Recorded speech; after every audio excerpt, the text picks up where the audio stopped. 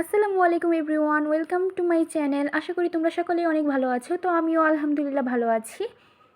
তো আজকে আমার বড় বোনের জন্য আম্মু রান্না করবে। তো আব্বু এগুলো নিয়ে যাবে তার জন্য গাজীপুর। সে যেহেতু পড়াশোনা করে এবং পড়াশোনার জন্য গাজীপুর থাকে, তো ওইখানে আর কি নিয়ে যাবে। তো এখানে ছিল দেশি মুরগি আর বয়েলের মুরগির মাংস, তারপর শাক ছিল, আর এখানে মাছ ছিল কিছু।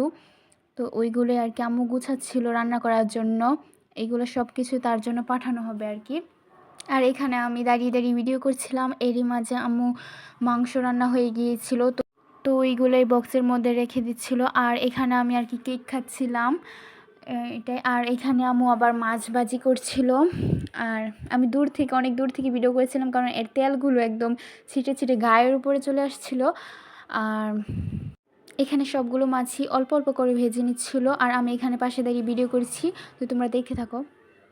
অবশেষে সব রান্নাই শেষ হয়ে গিয়েছে। তো ওইগুলাই এখন বক্সের মধ্যে রাখা হচ্ছে।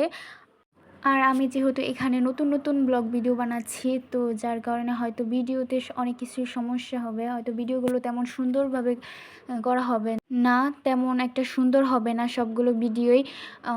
তো তোমরা এগুলো একটু ইগনোর করে দেখবা, যেহেতু নতুন নতুন ভিডিও করছি, তো এমনটা হতেই পারে স্বাভাবিক। আস্তে আস্তে হয়তো এগুলো ঠিক হয়ে যাবে ভিডিওগুলো, তারপরে এডিট করার ধরন সব কিছুই। তো যাই হোক, তোমরা বুঝে বুঝে দেখবে একটু কোনো ভিডিওগুলো। আর এখানে আম্মু একটা একটা করে মাছ বক্সের ভিতরে রাখছিল। তো তোমরা দেখতে থাকো।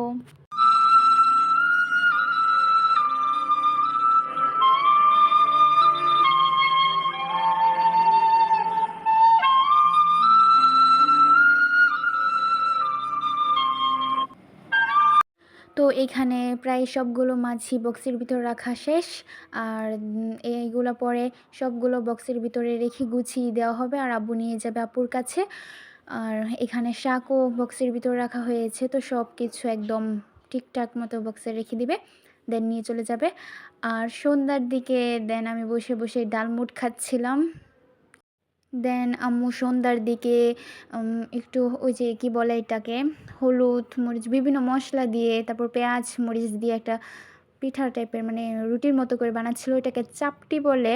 তো যাই হোক, এটা বানাচ্ছিল অ্যান্ড এটাই খেয়েছিলাম। তো আজকের ব্লগটা এই পর্যন্তই। সবাই ভালো থাকবে, সুস্থ থাকবে। আল্লাহ হাফেজ।